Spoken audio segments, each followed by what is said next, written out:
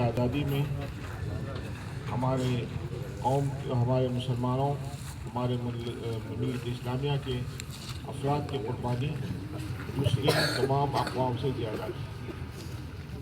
1858 جب ہندوستان میں کی حکومت تو ان کی حکومت ان کے ظلم ان کے جبروت کے مقابلے میں جن لوگوں نے قربانیاں دی ان میں ہمارے بڑے بڑے مجاہدین کا نام شامل ہے، جن میں ٹیپو سلطان شہید ہیں، سراج الدولہ ہیں، اس طرح شاملی کے میدان میں ہمارے علماء دیوبند ہیں، لاکھوں کی تعداد میں قربانیاں دی، پھانسی پر چڑھے اور اس ملک کو آزاد کرنے میں انہوں نے حصہ لیا۔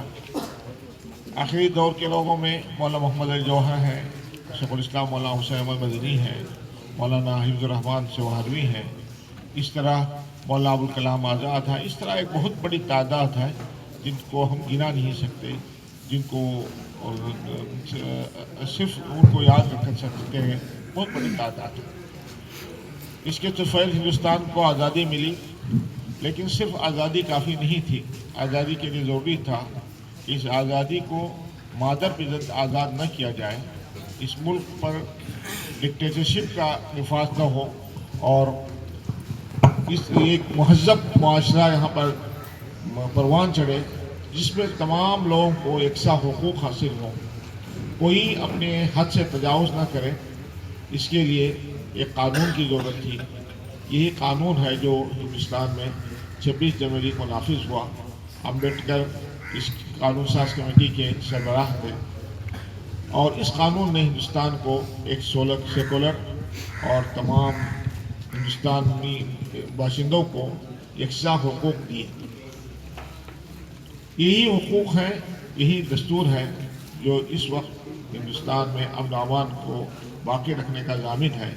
یہی قانون ہے جو ہندوستان میں عدلیہ کی آزادی اور پارلیمنٹ کی آزادی، ہر فرد کی آزادی کا ضامن ہے۔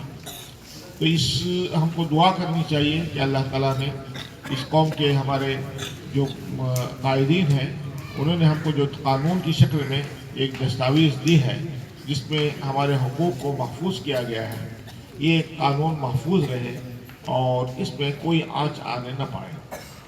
اس وقت دشمنوں کی بڑی کوشش ہے کہ اس قانون میں تبدیلی کی جائے اور اس قانون کو سب کے لیے یکساں نہ بنایا جائے، بلکہ جو آزادیاں دی گئی ہیں اقلیتوں کو، ان اقلیتوں کی آزادیوں کو چھین لیا جائے اور اس کو کم کیا جائے۔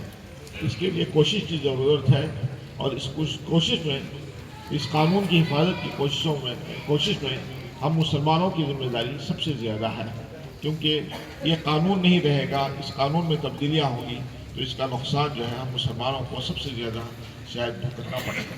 ہم اللہ تعالیٰ سے دعا کریں کہ ہمارے ہندوستان کے آزاد کرنے والوں نے آزادی کے ساتھ جو قانون ہم کو دیا ہے، اس قانون کی بھی حفاظت ہو، یہ قانون باقی رہے، بلکہ روز بروز اس قانون کی قوت اور طاقت میں اضافہ ہوتا رہے۔ بہت بہت شکریہ۔